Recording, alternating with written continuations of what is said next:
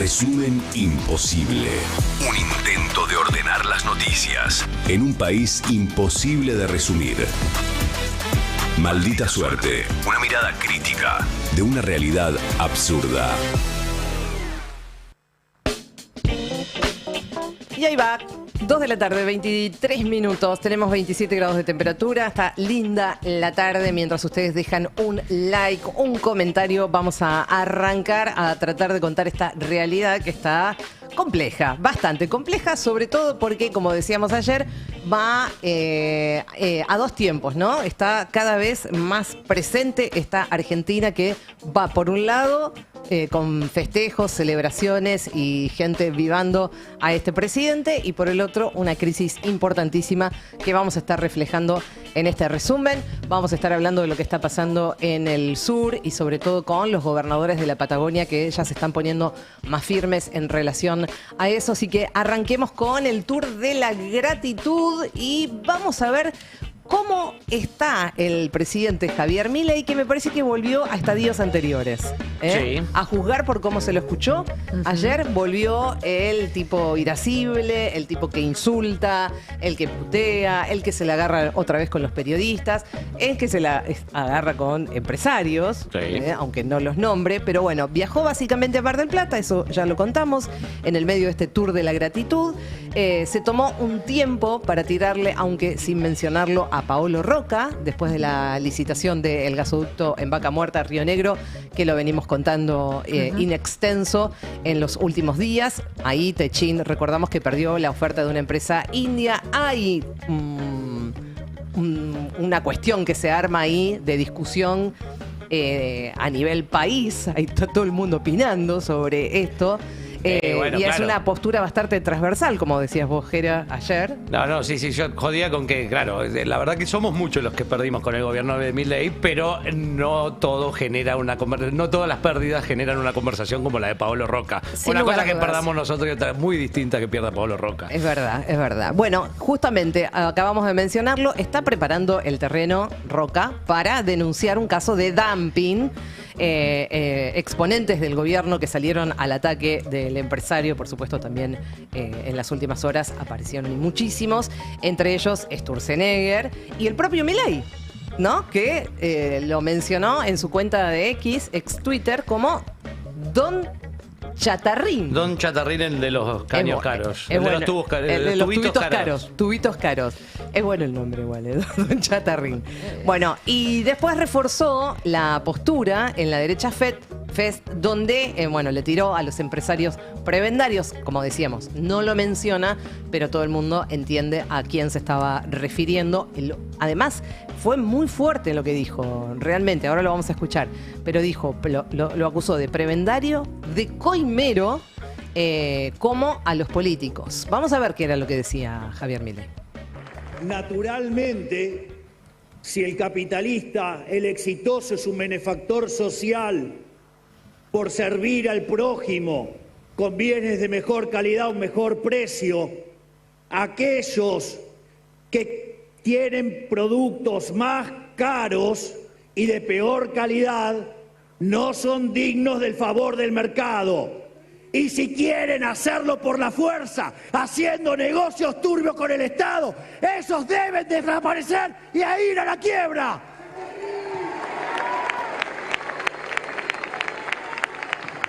Porque en ese caso no son creadores de bienestar, son destructores de bienestar, son destructores de la sociedad, perjudican a millones para llevarse sus coimas junto a los políticos. Bueno, decíamos, fuerte. Con el tono de voz ya alcanza para saber en qué clima emocional se encuentra. No, bueno, pero aparte, o sea, le está deseando la quiebra a la principal empresa. Sí. Fue uno de los principales factores de la pelea Guillermo Moreno con Kicillof, que Moreno, que no era verdad, pero Moreno sostenía que Kicillof quería hacer quebrar a Techin, que después se aclaró eso y se vio el corte entero, pero imagínate lo denso que es el tema. O sea, ¿cómo vas a hacer quebrar a la principal Sí, empresa de la Argentina. Claro, totalmente, porque más allá de Techin estamos hablando de cientos de empleos, de trabajadores, de Claro. familias que dependen de eso. No solo estamos hablando de una pelea de personas, Claro, digamos. y Techin además es un conglomerado de diferentes empresas. No, es un momento realmente raro el que estamos viviendo en ese sentido. Bueno, y entre otras paradas que hizo en su gira, el presidente visitó a su ex pareja Fátima Flores ahí en el Teatro Roxy en Mar del Plata, donde ella está haciendo su espectáculo, así que fue invitado Javier Milei, por supuesto, como nos venía contando Fátima, arriba del escenario. Nadie dudaba que lo iba a hacer finalmente y que iba a volver el Javier Milei, como él le gusta ir poniéndose diferentes disfraces. Acá lo teníamos al Javier Milei Rockstar. Claro, las skins. Impresionante. Skins.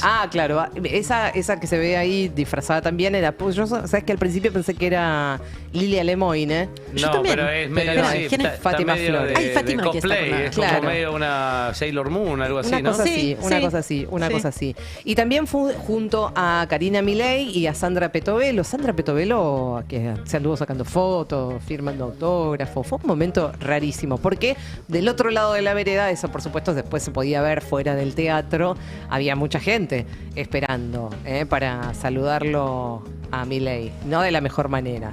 Por supuesto que tenía su propia hinchada y hubo muchísima gente, esto hay que decirlo, que lo fue a esperar, Claro, pero también había del otro. Hubo un problema de organización acá, evidentemente no la vieron, pero lo sacaron a Milei primero del teatro de Fátima.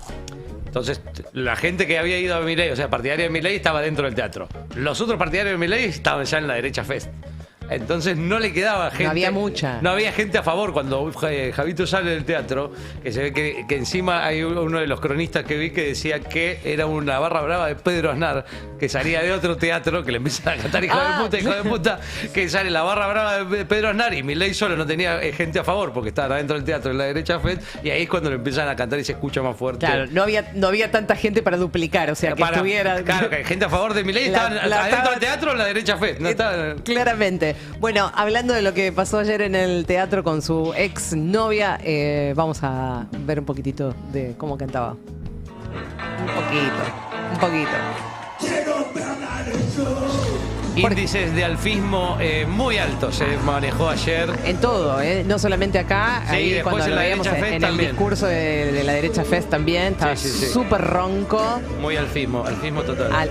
Alf total, es verdad.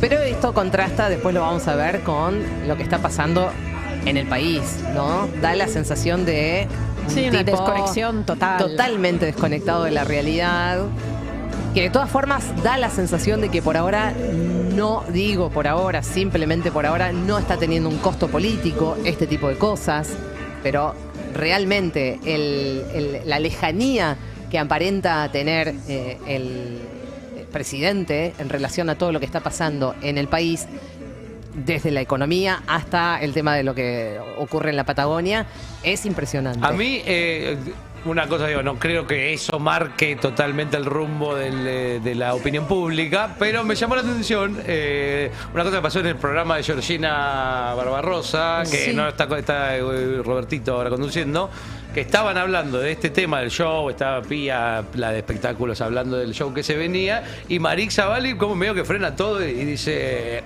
o sea, que Marix Zavalli en el programa de Georgina Barbarosa frena y todo y dice, che, me parece que es una pelotudez que se incendia el país, que el presidente Claro. cante, digo, me parece una señal también, digo, hasta dónde tiene cuerda para seguir haciendo estas cosas. Por eso digo, por ahora da la sensación de que no tiene demasiado costo político, pero esto en algún momento empieza a ser mella. La desconexión es total.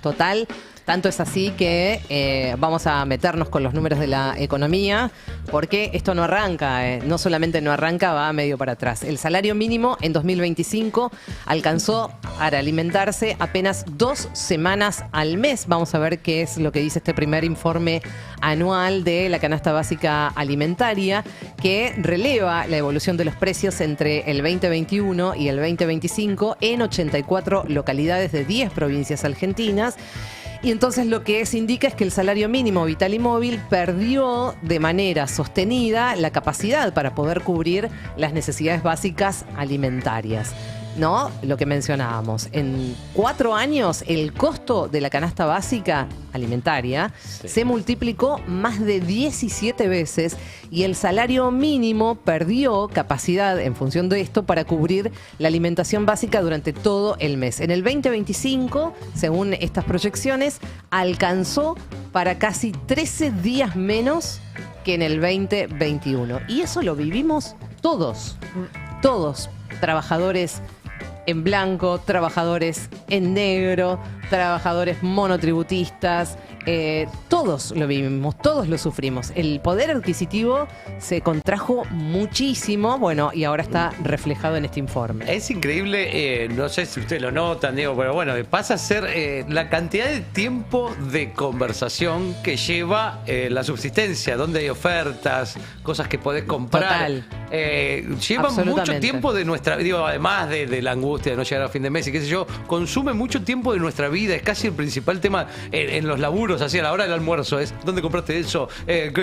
Mirá, es como todo constante ese tema. Sí, trastoca tu vida cotidiana, absolutamente. ¿Y qué efecto tiene esto sobre el resto de las cuestiones? Bueno, fíjense esta información que sigue, que es que volvió a caer la venta de lácteos en diciembre. Y claro, si cada vez te alcanza para menos, evidentemente por algún lado empieza a perder, empieza a gotear. Bueno, el mercado tan sensible como el de los lácteos volvió a exhibir señales de fragilidad en diciembre con una caída de las ventas respecto del mes anterior y contra el mismo mes del año pasado. En un contexto de precios elevados, la pérdida de poder adquisitivo y consumo contraído, el sector logró en 2025 un leve repunte, pero gracias a promociones muy agresivas como la que decía Kerry, de las que todos hablamos, y una fuerte competencia, pero sin igualar ni siquiera acercarse a lo que venía pasando en años anteriores, antes de que llegara Milei. De todas formas, la pérdida fue bastante menor a la del 2024, que fue tremenda, la del 2024. Claro. Bueno, los datos del cierre de 2025 confirman que el consumo sigue condicionado por los ingresos reales y que los hogares priorizan precio por sobre calidad o variedad, una tendencia que atraviesa a toda la canasta básica alimentaria. Antes uno podía darse el lujo de decir, ay no, yo esta marca no la compro. No, ahora nadie se fija prácticamente en eso. O sea, lo que vas mirando los precios, no las marcas. Claro. No sé si les pasa a ustedes. Sí, eso ya pasó. O sea, uno mira los precios. Ya estamos en la cuarta marca. Sí. Segundas marcas. Claro. No, yo estoy. Marcas totalmente desconocidas. Fábricas lácteas con nombre diminutivo que hacen quesos, la Elenita, Susanita, el Gauchito, el Cholito. Estoy descubriendo una cantidad de diminutivos que hacen quesos que es una cosa de loco. Bueno, y siguiendo con el repaso de lo que está pasando en la economía totalmente contraída en nuestro país, el efecto directo que tiene esto con el ámbito laboral y también industrial. Vamos a hablar de justamente la industria textil, donde creo que debe ser el rubro que de los más golpeados. Ha salido perdiendo en este último tiempo. Se derrumba directamente, hay que ponerlo en esos términos. Coteminas Argentina, Sociedad Anónima, confirmó la desvinculación de 57 trabajadores de su planta local, una medida que agrava la incertidumbre en el principal productor regional de sábanas y de toallas. La empresa se llama Coteminas Argentina, Sociedad Anónima. Estos despidos se agregan además a los 56 que ya fueron hechos en noviembre, lo que alcanza un total de 112 trabajadores en apenas 60 días que se acaban de quedar sin laburo. La empresa atribuyó la decisión a la inviabilidad de sostener la operación en el contexto actual del mercado. Y entre los factores claves enumerados figuran la fuerte caída del consumo interno, la avalancha de importaciones, el incremento significativo de costos operativos como tarifas energéticas, cargas financieras, presión impositiva. Básicamente, este punteo del por qué van cerrando las fábricas, van cerrando las diferentes empresas, lo vemos repetido en cada uno de los establecimientos que toman la decisión o de suspender empleados o directamente de hacer una reducción muy fuerte o cerrar, como lo contábamos ayer. Es esto mismo, la contracción de el consumo interno, avalancha de importaciones y lo que significa tener que pagar unas tarifas excesivas que en el caso de las industrias, que no van ni para atrás ni para adelante, es un costo enorme que hace que finalmente terminen pasando estas cosas y que todos los días estemos hablando de empresas que cierran sus puertas. Sí, que además es eso, digo, que este gobierno, bueno, que lo vemos con Sturzenegger y todo lo que lee su diatriba a favor de las importaciones y demás, pero que viven hablando de quitar el Estado y de los costos, de cómo aliviar los costos y hacer una industria más competitiva y qué sé yo, y que se tienen que adaptar. Los costos no hicieron más que subir para las industrias. Absolutamente. Y hablando de crisis, otro de los rubros que hay que mirar de cerca, no es de ahora, esto viene sosteniéndose en el tiempo, vamos a hablar de los yerbateros, ¿no? Y de los productores de yerba mate, que están reclamando la intervención del Instituto Nacional de la Yerba Mate para mejorar el precio de la hoja verde, y entonces en este contexto han resuelto paralizar la cosecha si no hay una respuesta en 14 días en un conflicto que ya fue calificado como crisis por las autoridades de Misiones. Durante el encuentro, los productores exigieron que el Instituto Nacional de la Yerba recupere sus facultades, porque también la verdad que fue diezmado el Instituto de la Yerba, ya prácticamente no tiene ninguna de las facultades que tenía antes, que era de alguna manera tratar de equilibrar un poco la cuestión, el rubro. Bueno, entonces lo que están pidiendo es que justamente el Instituto de la Yerba recupere sus facultades para regular el mercado y establecer un precio de referencia para la materia prima. En este caso, el tema de la yerba también juega en la cuestión de las importaciones, ¿eh? Y bastante fuerte. Sí, y bastante fuerte. Son prácticamente todos los productos que se venden en góndola hoy, que están en la góndola, tienen su correlato con la cuestión de la importación, de las importaciones indiscriminadas. Vamos a hablar también del paro Tres Arroyos, en Tres Arroyos, de la granja avícola Tres Arroyos, que también le venimos dando seguimiento, que se encuentra nuevamente atravesando un conflicto gremial que afecta a más de 300 trabajadores en una de las plantas que tiene. Esta, en este caso, es la que está ubicada en Pilar, que reclaman una deuda salarial. La empresa cada vez que hablas de Tres Arroyos me acuerdo del video que pusiste la vez pasada del el dueño de la granja Tres Arroyos, hablando de lo prometedor que era el camino que estaba marcando este gobierno. Sí, y que se venía un año fantástico. Eso es lo que dijo el CEO de Tres Arroyos. El problema en este caso tiene que ver netamente con lo salarial. Les están adeudando el 50% del aguinaldo y la primera quincena de enero, ¿no? Ya estamos finalizando enero y todavía no cobraron ni el 50% del aguinaldo ni la primera quincena de enero. Y también hay conflicto, en este caso misma empresa, pero en la planta que tienen en Concepción del Uruguay, con paros durante estos primeros días de enero, donde en este caso se frenan las medidas de fuerza por la intervención de las autoridades de la provincia de Entre Ríos, ¿no? Concepción del Uruguay e Entre Ríos, ahí entonces se metieron de alguna manera para insistir que levantaran la medida de fuerza y que sigan produciendo. Tres Arroyos viene de cerrar otra planta que tenían también ahí en Entre Ríos, en Concepción del Uruguay, que se llama la planta Bécar. En ese caso despidieron a una parte de los trabajadores, despidieron como a 400 trabajadores en total, en realidad, y una parte de esos trabajadores y trabajadoras que estaban en la planta de Bécar los pasaron a esta que queda de Concepción del Uruguay, que es la única planta que queda ahí en pie, y lo que empezaron a hacer es hacerlos rotar en 2 turnos, es decir, están todos amuchados donde no hay mucha producción, y esto, bueno, en algún momento va a tener un efecto devastador. Bueno, había otra cosa a caballo un poco del video ese que recién recordábamos del CEO de esta empresa, hablando de lo fantástico que era el gobierno, que salió, leí en alguna nota, de que el primer conflicto que funcionó, el conflicto que hubo el año anterior, durante ese momento hubo muchos contactos con la Secretaría de Trabajo, y funcionó también Tres Arroyos como un globo de ensayo de lo que iba a ser, lo que es ahora el proyecto de reforma laboral. Digamos, como que cosa de los turnos rotativos, de las horas, no sé qué, que se iban intercambiando, funcionó un poco como un banco de prueba de lo que va a ser la reforma laboral que presentaron ahora. Bueno, esto es lo que se viene. Esto es lo que se viene, y hay muchos empresarios también que lo saben, y bueno, los trabajadores ni hablar. Vamos a cambiar de tema, vamos a prender una una pequeña alarma acerca de algo que mencionábamos ayer y que ahora tiene, bueno, un nuevo capítulo sin resolver y que tiene que ver con la reunión que mantuvieron ayer los empresarios del transporte y los trabajadores, es decir, los colectiveros, en una negociación salarial que iban a mantener en el día de ayer y que finalmente no tuvo ninguna definición por ahora. Crece la expectativa por un paro en el sector. Hubo ayer, decíamos, una audiencia virtual de la UTA y las cámaras empresariales que terminó en un nuevo fracaso, profundizando un conflicto que ya arrastra meses de postergaciones. Esto un poco lo mencionábamos ayer.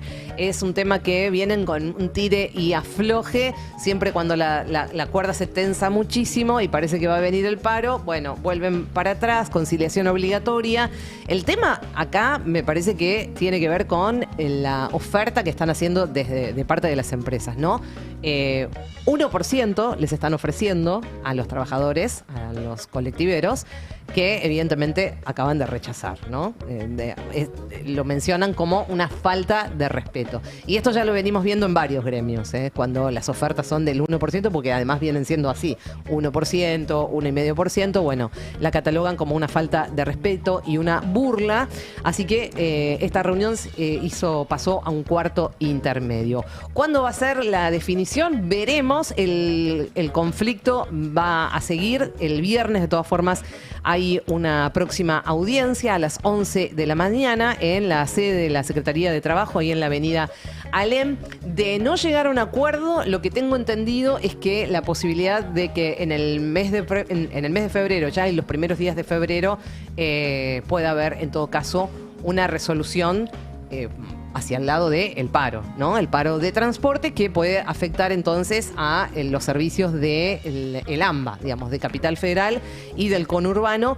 Eso es de lo que estamos hablando, así que vamos a ver. El viernes habrá que esperar entonces, pasado mañana, 11 de la mañana, última audiencia para ver si hay un número superador a la burla, según los trabajadores de la Unión Tranviarios Automotor, que significó el ofrecimiento del 1% en la paritaria. Volvemos a cambiar de tema y un poco para contrastar esto que decíamos y que veíamos al principio de este tour de la gratitud que está haciendo Javier Milei, estas voces que se empiezan a alzar, que en algún momento nos hubiera parecido raro, aunque pareció que causó gracia lo que vos mencionabas de Marix Zavalli, diciendo, che, está bueno que Milei esté cantando el rock del pedazo o del gato arriba de un escenario con Fátima Flores, esté pasando lo que está pasando en la Patagonia. Y la verdad que el contraste es tremendo, es tremendo. Bueno, en ese sentido vamos a contar que se produjo un hecho importante, que es que los gobernadores de la Patagonia le pidieron al Congreso declarar la emergencia ígnea. Ayer hubo una reunión que encabezó el gobernador de la provincia de Chubut, Ignacio Torres, una reunión virtual de la que también participaron Alberto Beretilnec de Río Negro, el gobernador de Santa Cruz, Claudio Vidal, Gustavo Melella de Tierra del Fuego. Nuevamente vemos que esto es una cuestión totalmente transversal que deja afuera la cuestión de a qué partido político pertenece cada uno.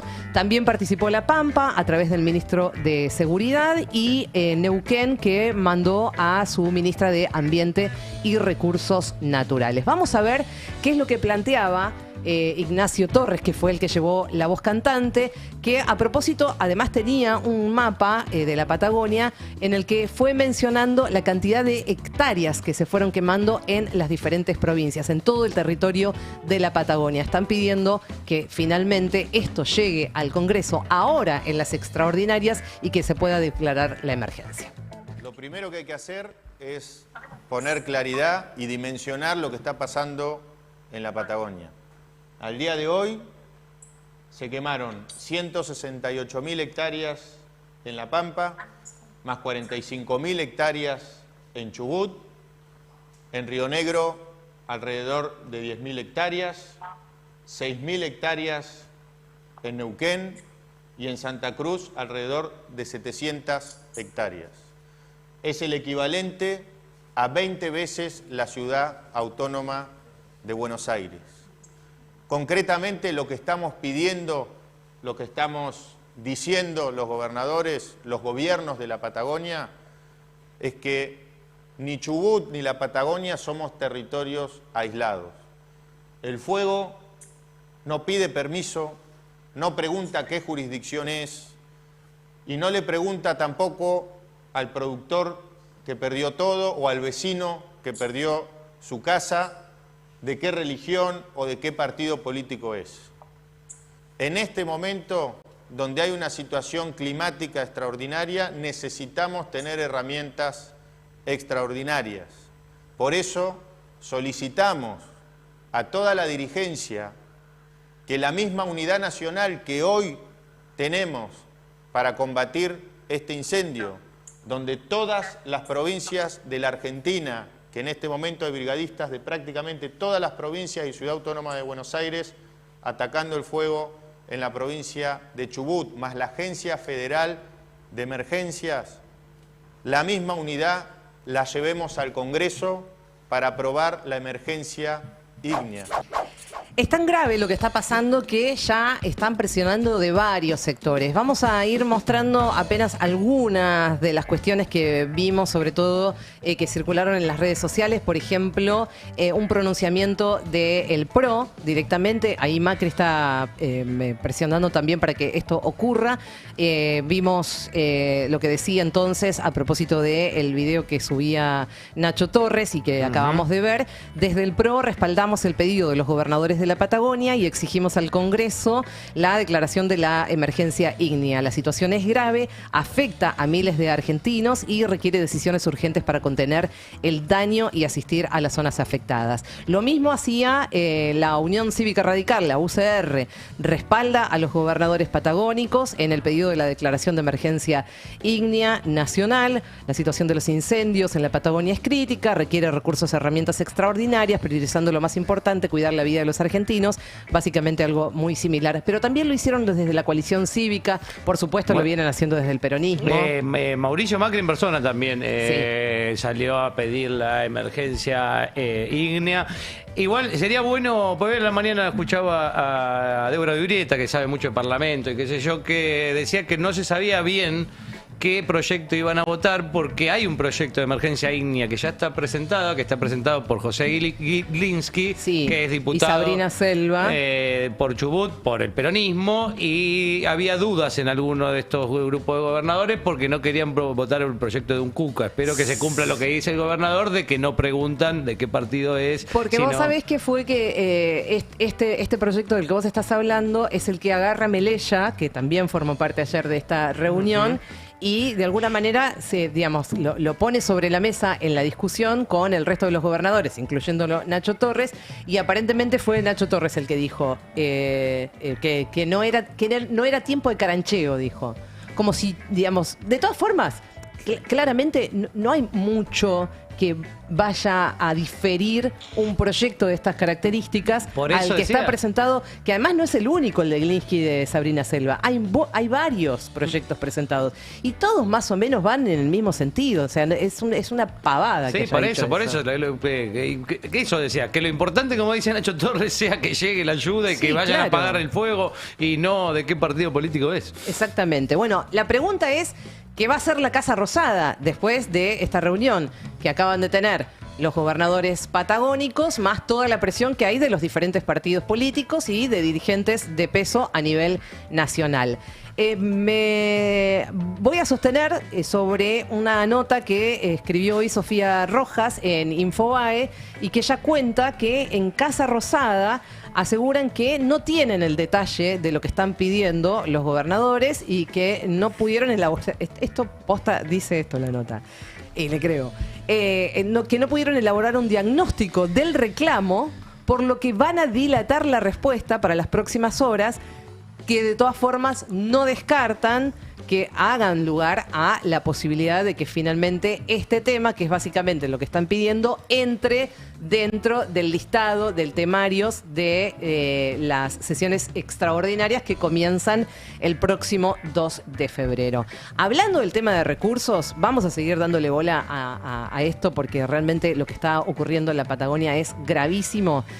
Si bien Nación giró parte de los ATN que había prometido en las últimas horas, que se le había prometido Santilli a Ignacio Torres, al gobernador de Chubut, para paliar esta emergencia, también es cierto que, como lo vienen denunciando los bomberos voluntarios, el gobierno nacional, y creo que esto no se está haciendo demasiado énfasis, que es un escándalo, que debería ser un escándalo, el gobierno nacional retuvo el 50% de los fondos provenientes de un impuesto a las pólizas, a los seguros de los autos y a los seguros de las casas, que por ley hace muchos años están destinados a parte, digamos, de ese impuesto que se cobra a los cuarteles de bomberos, transfirieron solo el 50% de lo que correspondía. 31 palos de 66 millones que correspondían. Y además son cifras que se darán cuenta ustedes que para nosotros es un montón, Sí, pero sí, para sí. este tipo de cuestiones son cifras muy menores, ¿no? 66 millones de pesos era lo que le debían girar a los bomberos voluntarios y se morfaron el 50%. Nadie sabe dónde está el otro 50%. Se la chorearon porque Bueno. es una tasa de adjudicación automática, digamos. Tal Te cual. cuentan un porcentaje de lo que vos pagás de seguro para transferirle a los bomberos.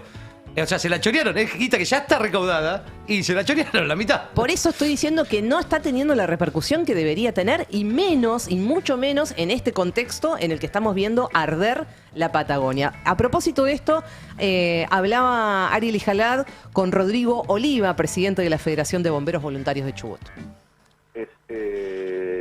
Ya se debería haber pagado antes de fin de año el subsidio que ya se establece por ley, hace prácticamente 15 años está esa ley,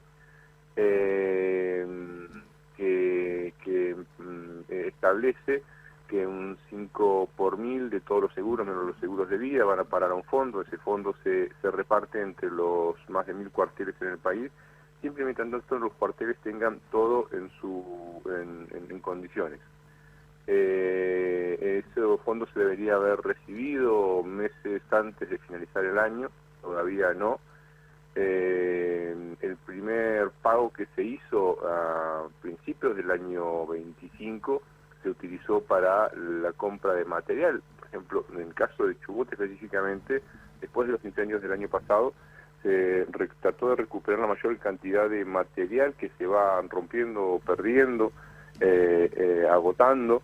Se invirtió todo eso en ese material. La segunda cuota que se debería haber recibido hasta fin de año no está, y lo que hace que los cuarteles, muchos de localidades con menor habitante, no tengan cómo hacer una recaudación mensual para sostenerse, y están o al límite o realmente con deudas.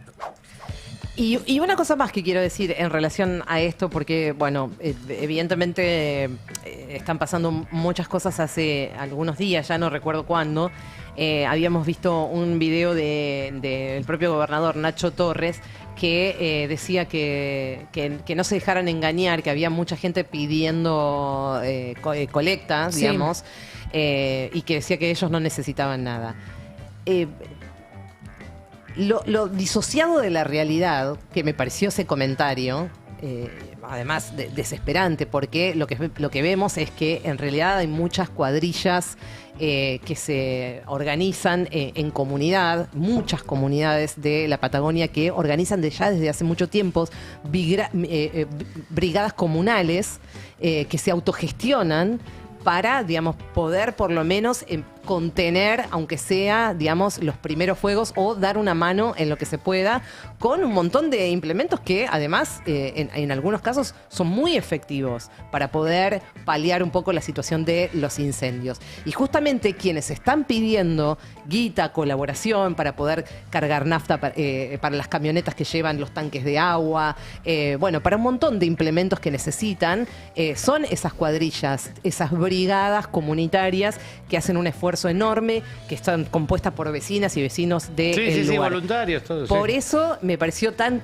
desatinado y desesperante escucharlo a Ignacio Torres, al gobernador de Chubut, decir eso, que fue dramático. Quiero decir, si ustedes conocen gente en la que confíen, que son parte de las brigadas y están pidiendo y pueden dar una mano, háganlo. Por último, y para cerrar con una buena noticia, para sacarnos un poco todo esto. Una gran noticia. La familia de Pablo Grillo compartió un video de la recuperación de Pablo, donde se lo ve de pie, caminando, hablando y haciendo algunos chistes. ¿Qué estás haciendo, mono?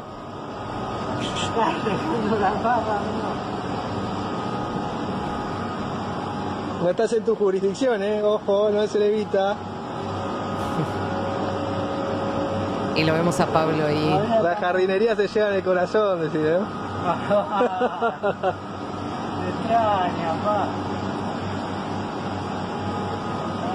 Secuelas visibles claramente, pero mejorando de a poco en su salud, sobre todo teniendo en cuenta que en algún momento pensamos que no iba a poder salir adelante. Ojalá que se siga recuperando y nunca olvidar por qué Pablo Grillo está como está. Me parece que es lo que hay que resaltar en todo caso, y que los responsables políticos, la más responsable política en este caso es Patricia Bullrich, ahora siga como si nada, siendo presidenta del bloque de senadores de la Libertad Avanza en el Congreso. Bueno, buena noticia de todas formas verlo recuperarse de a poco a Pablo Grillo. Hasta acá la información nacional. Vamos a ver qué pasa en el mundo, Ori. Abrimos la agenda de internacionales con nuevas amenazas, por supuesto, desde la Casa Blanca, y esta vez contra Irán. Trump amaga con lanzar un ataque militar similar al que llevó adelante contra Venezuela en su momento si el régimen iraní no se sienta rápidamente a negociar. Acá estoy citando textualmente y vamos a compartir un mensaje que publicó el presidente estadounidense en su red social. Una enorme armada, dijo Trump, se dirige hacia Irán, se mueve rápidamente con gran poder, entusiasmo y determinación.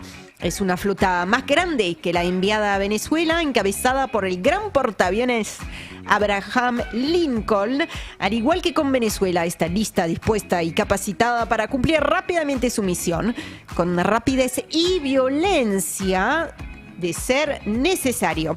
Bueno, efectivamente, Gaby, decir que unas horas atrás, unas 48 horas atrás, llegó efectivamente a esa zona más cerca de Irán, a Medio Oriente, el Lincoln, con una escolta, podríamos decir, incluidos 3 destructores equipados con misiles guiados. ¿Qué más dijo Donald Trump en ese mensaje?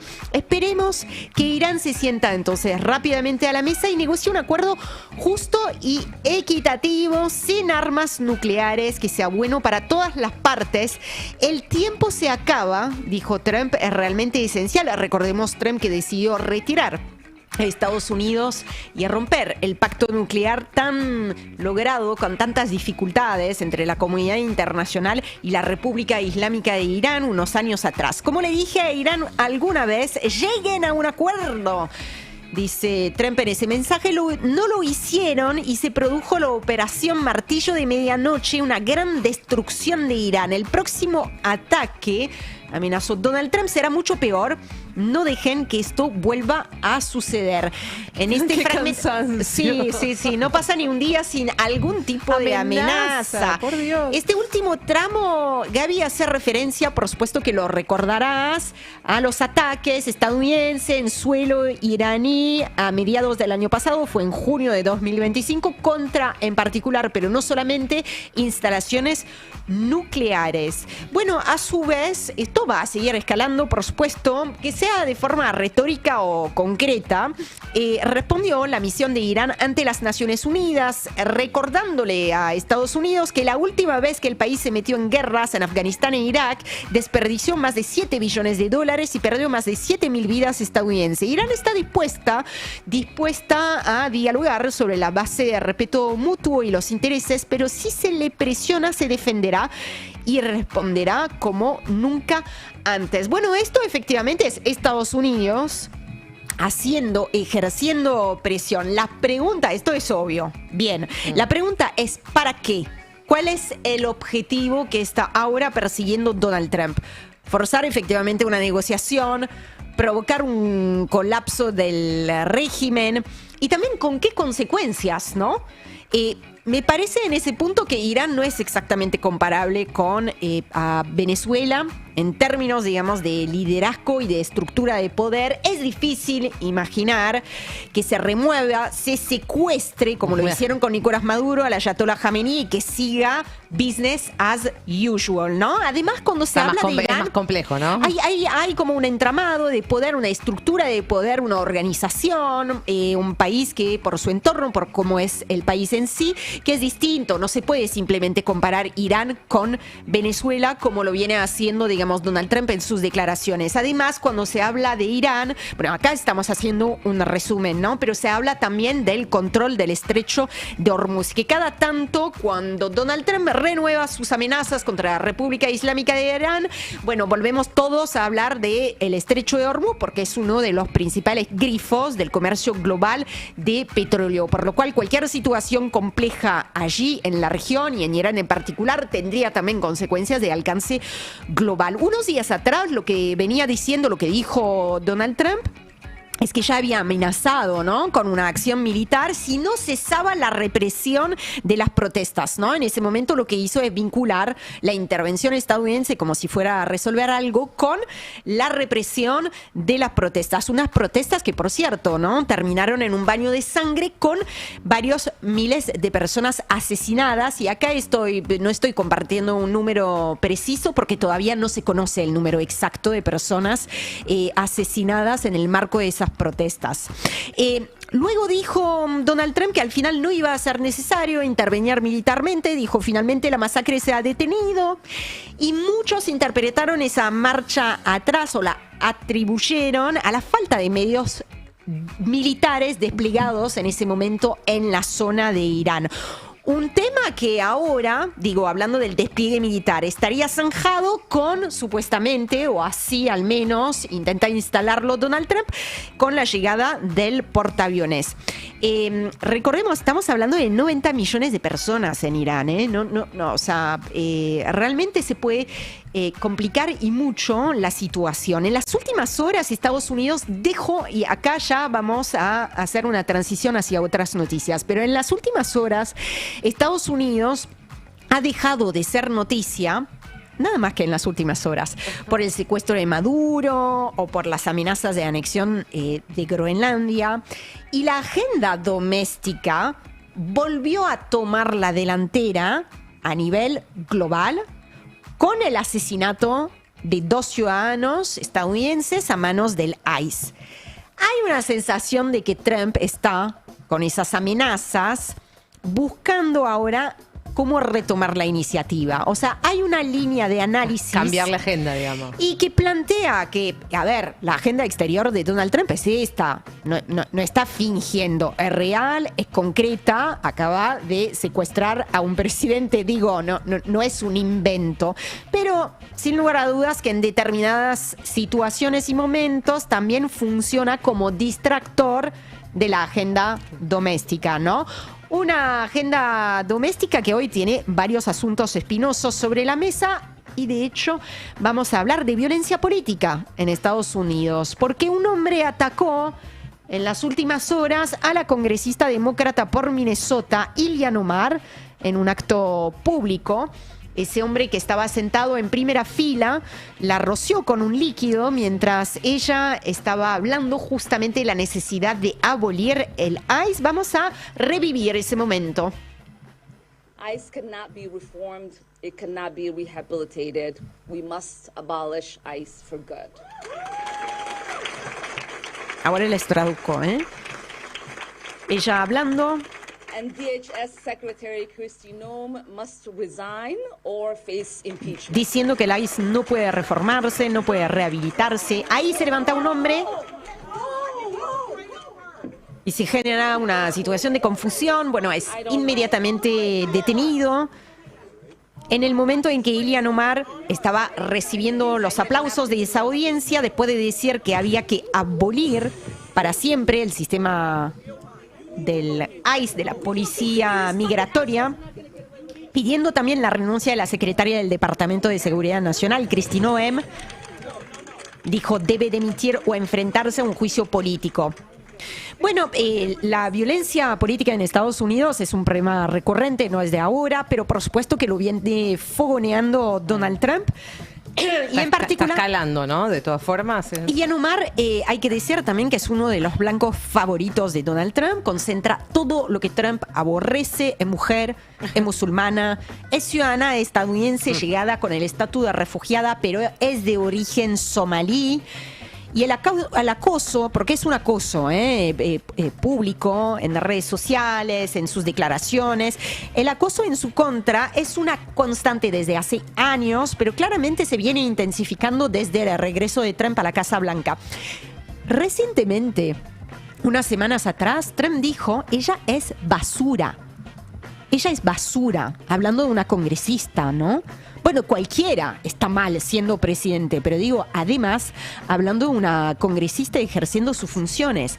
Y también dijo, sus amigos son basura. Esto es una referencia directa, racista, xenófoba, a la comunidad somalí en su conjunto, unas 80.000 personas radicadas en el estado de Minnesota, a quienes Trump acusa de fraude. Y ahí lo que hace, como siempre hace esa derecha radical, es que se apoya en un caso real de fraude que sucedió durante la pandemia para estigmatizar y atacar públicamente a toda la comunidad somalí de Minnesota y en particular a ese congresista que, hay que decirlo, no está siendo ni investigada por ese caso, no tiene nada que ver con eso, ni imputada, ¿no? Una artimaña muy utilizada muy por la difundida. derecha, que es tomar la parte por el todo. O sea, tomar un caso para, digamos, generalizar. Acá lo vemos permanentemente, ¿eh? Totalmente. Javier Milei hace esto, bueno, desde, sin ir más lejos, el caso más emblemático que tenemos es el tema de las personas con discapacidad, cuando incluso sobre una fake news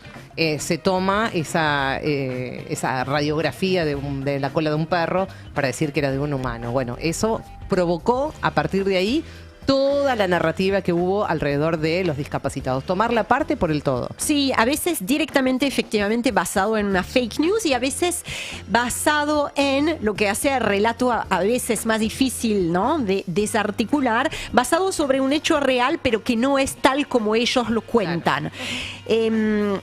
Y para terminar, ya que lo hemos mencionado a la violencia institucional en Estados Unidos, les propongo que terminemos con un video de la despedida a Alex Pretty, ese enfermero asesinado a manos de los agentes del ICE.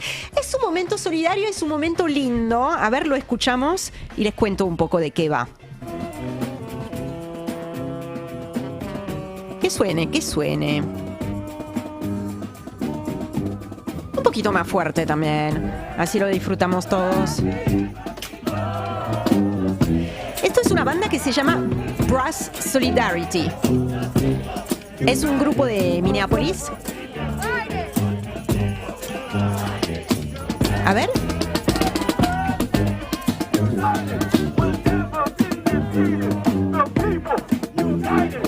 Y ahí se empieza a mezclar la melodía que venían tocando Stand By Me con El Pueblo Unido jamás será vencido. Bueno, juntos somos mejores personas. Me mata. Fue un lindo momento. Yo particularmente estoy sensible, pero es un momento extraordinario y da la sensación de que hay mucha gente que está empezando a despertar, ¿no? Y que evidentemente todo tiene un límite. No, ojalá que así sea. Ojalá que así sea, efectivamente. Ojalá que así sea. Bueno, gracias, Ori. Hasta acá la información nacional e internacional. Aparece el QR en pantalla para contarte, como siempre, que podés escanearlo, que ahí te va a aparecer un link, que tenés que hacer clic en ese link y ahí nos vas a tener como medio favorito en todas tus plataformas, en tu celular, por supuesto, y la recomendación de que siempre tengas Al Destape ahí en tu celular, que vayamos siempre con vos para que te puedas enterar de absolutamente todo. Maldita suerte.